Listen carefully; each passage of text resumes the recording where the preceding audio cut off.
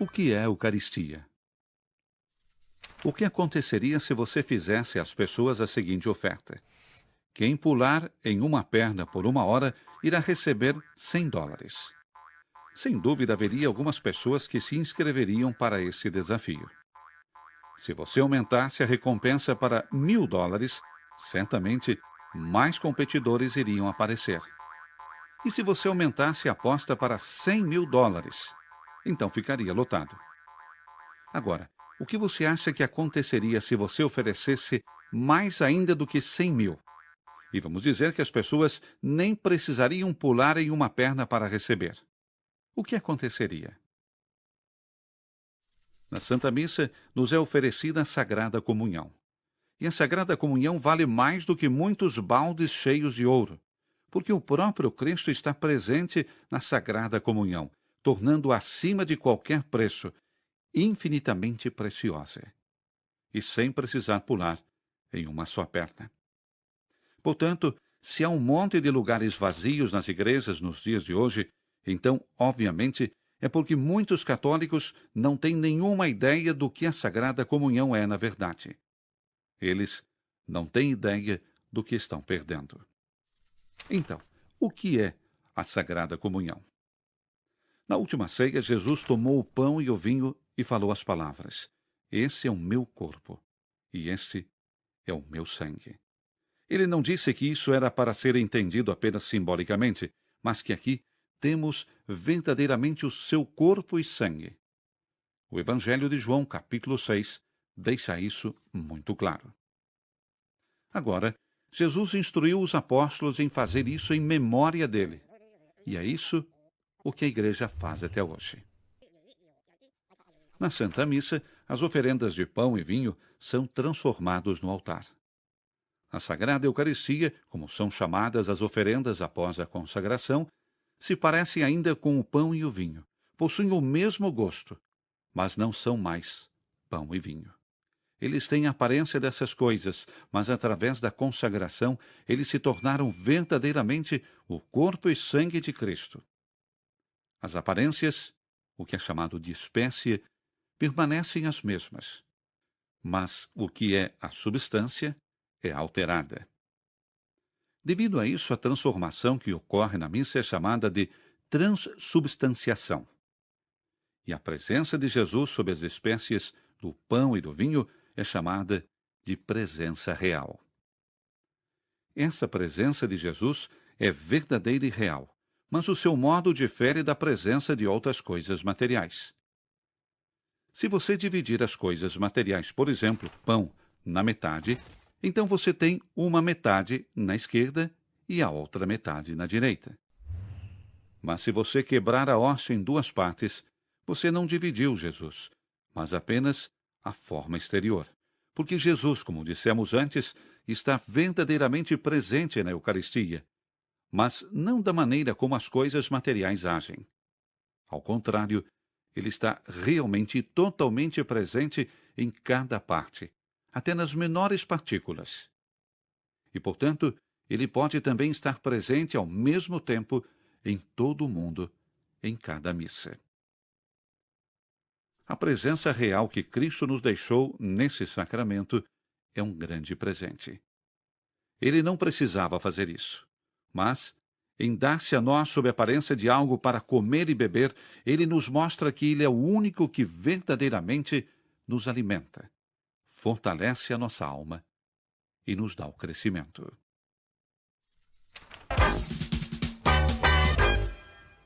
E aí, jovem! Hoje é dia de Corpus Christi e você sabia que hoje é dia de preceito? Tem que ir na missa, seu mala, tem que ir na missa! E você sabe como que surgiu essa festa? Pois é isso que a gente vai ver hoje, então roda a vinheta, porque hoje o bicho vai pegar.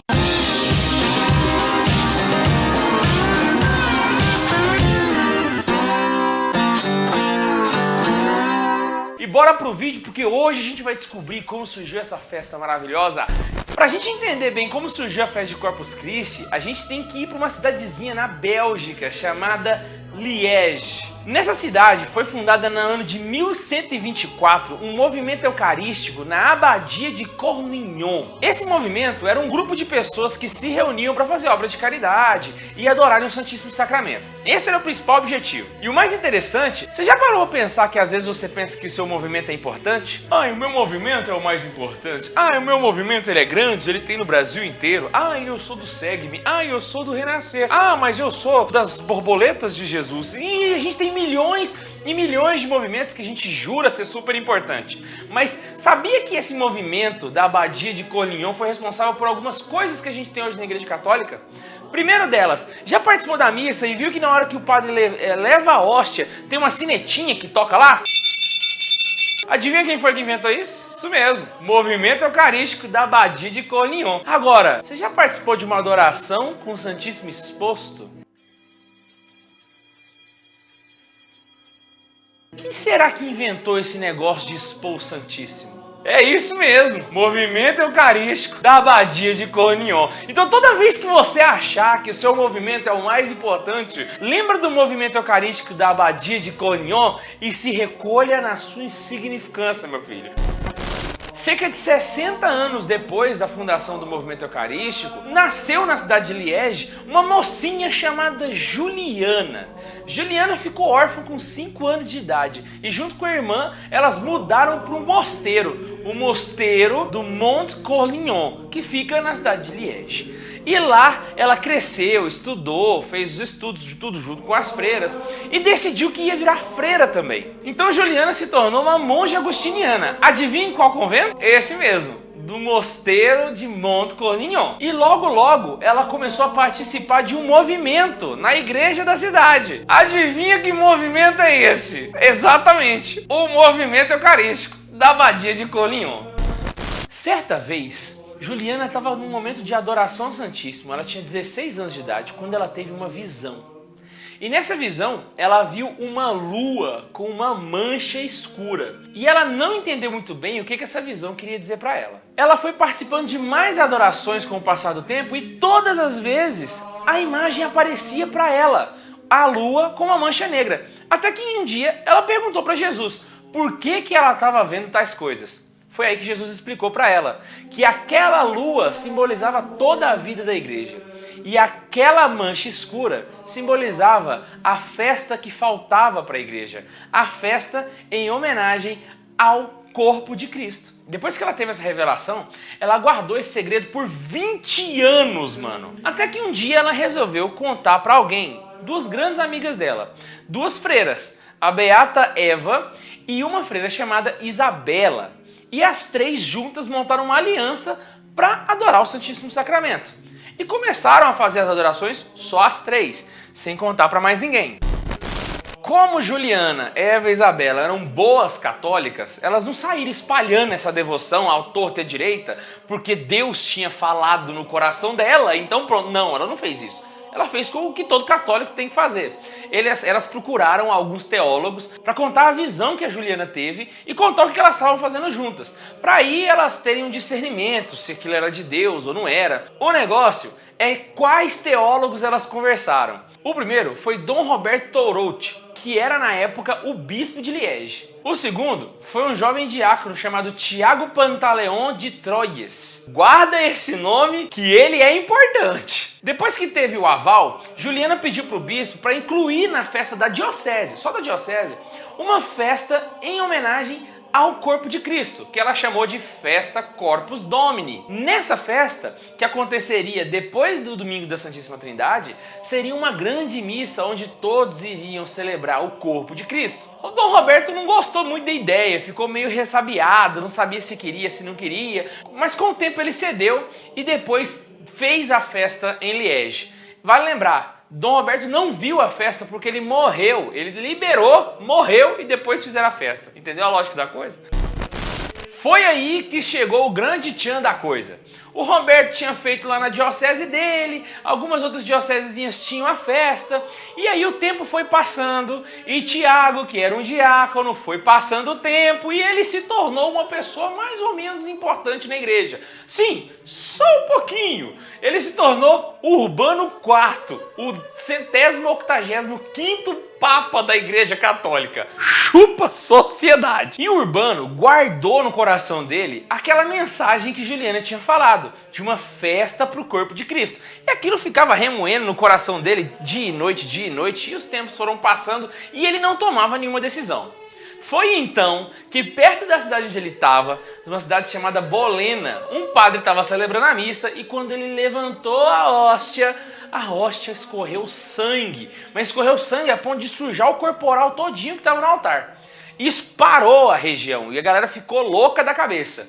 Foi aí que o Papa pediu para que levassem os objetos milagrosos para Orvieto, que é onde ele estava. E lá ele recebeu esses objetos milagrosos e entendeu que aquele era um sinal de Deus sobre as visões de Juliana. Talvez Deus estivesse pedindo que a festa que Juliana queria fosse para o mundo inteiro. O Papa recebeu os objetos milagrosos no dia 19 de junho de 1264. E 3 meses depois, cara, somente em agosto, ele solta uma bula chamada Transiturus de Hoc Mundo. E de fato aquele milagre foi crucial para que Urbano pudesse começar essa devoção ao redor do planeta inteiro. Mas tivemos um problema. No mês seguinte, Urbano morreu, cara. E a bula foi bastante prejudicada na sua publicação por causa da morte dele. Por causa disso, a celebração ficou limitada em algumas regiões da Alemanha, da França, da Hungria e da Itália, somente. E aí, mais de 50 anos depois, o Papa João XXII de fato retoma essa bula e faz ela ser colocada no mundo inteiro. E nasce assim a nossa querida festa de Corpus Christi. Mas teve muita curiosidade que aconteceu depois que a festa foi criada. Uma delas foi que o Papa Urbano IV queria fazer um grande ofício para ser rezado no dia da missa. E ele pediu para 2 santos, um chamado Tomás de Aquino, o outro chamado Boaventura. Cada um escreveu o seu ofício e levaram para o Papa num dia. O Papa pediu para ler o de Tomás de Aquino primeiro. Pegou o papel e leu em voz alta. E esse ofício de Tomás de Aquino ficou tão bem feito que enquanto o Papa lia, São Boaventura rasgou dele e não deixou o Papa saber. Inclusive esse ofício é o mesmo que a gente reza até hoje na missa de Corpus Christi.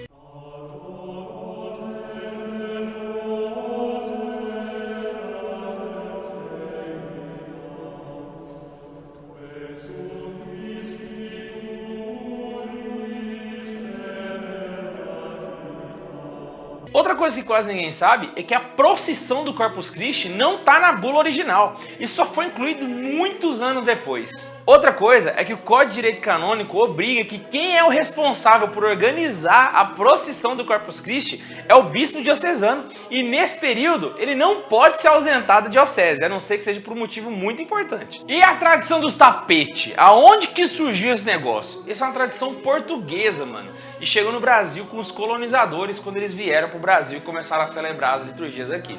Então não é todo lugar que tem tapete. Isso é coisa de português e trem de brasileiro, bicho. E aí, gostou do vídeo? Se você gostou, clica no joinha, porque esse vídeo teve que pesquisar, gente, ó, muita coisa.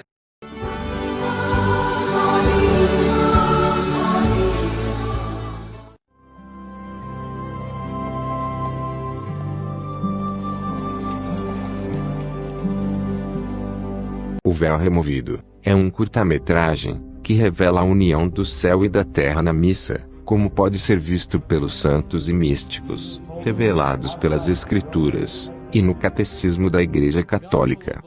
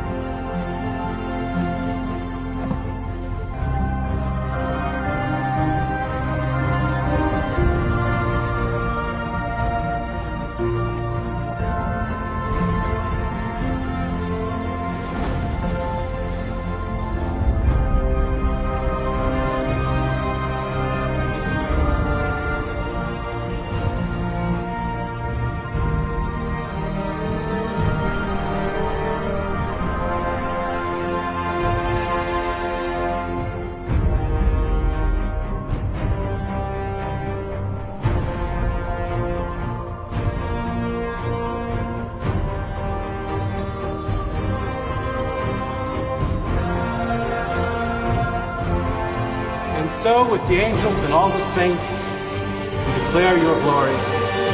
As with one voice we acclaim,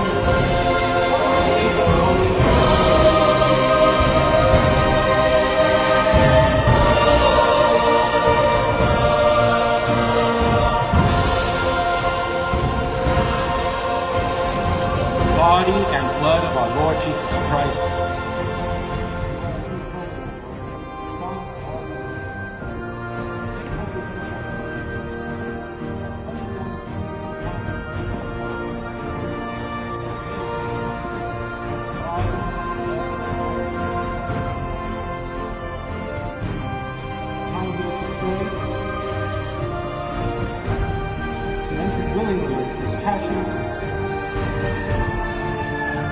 He took bread, and giving thanks, broke it, and gave it to his disciples, saying, "Take this, all of you, and eat of it. For this is my body, which will be given up for you."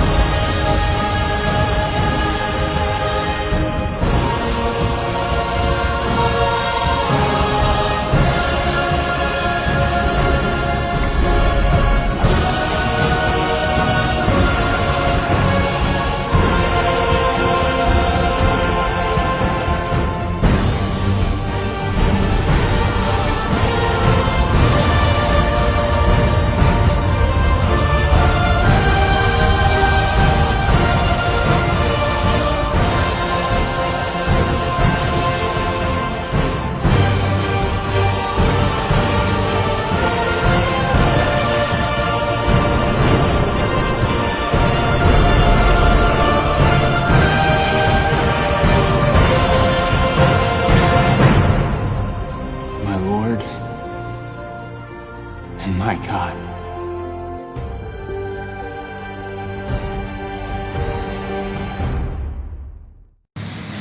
Olá pessoal, catequista Edésio. Para encerrar o encontro de hoje, mais um encontro, graças a Deus, onde hoje falamos sobre a Eucaristia e o Corpus Christi, origem e significado dessa festa em louvor ao Santíssimo Sacramento, que é a fonte e o ápice da fé cristã, católica.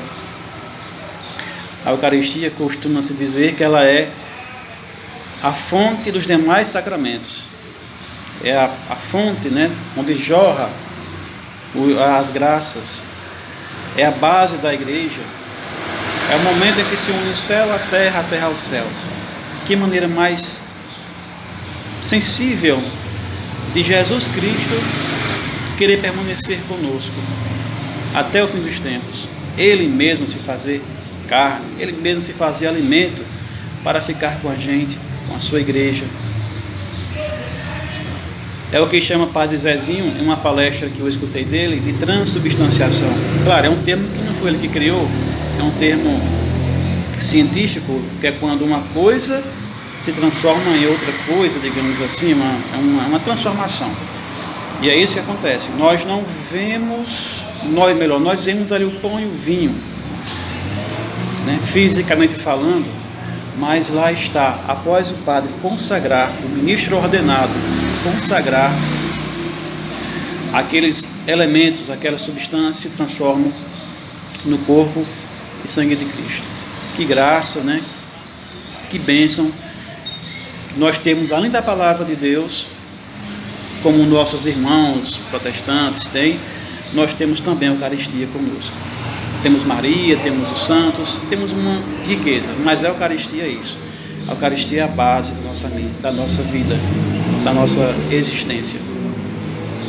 E o Padre Zezinho falava também que, por consequência da Eucaristia, ou consequentemente, assim como a Eucaristia é algo sagrado, o corpo de Cristo que ali está é sagrado, por consequência também o corpo, o meu corpo, o corpo do irmão também é sagrado. Por isso há de se respeitar tanto o meu corpo como o corpo do próximo. Porque também é sagrado o corpo do idoso, que às vezes temos que apoiar, né, para não cair, que anda cambaleando. É sagrado o feto de uma criança que está a ser gestada no ventre de uma mãe. É sagrado o corpo de uma pessoa que sofre racismo e muitas vezes até são mortos por causa do racismo. É sagrado. É sagrado. O corpo do mendigo também é sagrado. É sagrado o corpo da menina, do menino. É sagrado tanto que tem que ser bem zelado, tem que ser bem coberto. Não é coberto dos pés à cabeça, como algumas igrejas pregam aí, né? Mas tem que haver o decoro, porque o nosso corpo é sagrado também. É sagrado o corpo do pai, da mãe, o corpo do casal que se casa, então não é uma brincadeira, é casamento. Entendem? A lógica da coisa, né? Então fica essa mensagem para a gente da sacralidade do corpo da pessoa sadia, da pessoa doente, do rapaz sarado, da menina sarada, da pessoa que tem alguma deficiência física. Nós somos templos do Espírito Santo. Quando nós comungamos o corpo de Cristo na Eucaristia, tornamos-nos também sacrário vivo. Então a todos, vamos refletir sobre essa mensagem que eu trago do Padre Zezinho, que eu escutei, muito profunda também, porque é consequência. É consequência. Se nós entendermos o mistério da Eucaristia, da comunhão na missa, o mundo seria muito melhor. Então um abraço a todos. Não esqueçam de fazer a pequena atividade que eu irei passar para vocês. Respondam lá pelo YouTube mesmo. Um abraço, vamos rezar após o encontro terminar, um Pai Nosso, uma Ave Maria. E aí nós agradecemos mais uma vez a vocês. Fiquem com Deus e até o próximo encontro, se Ele quiser. Um abraço, gente.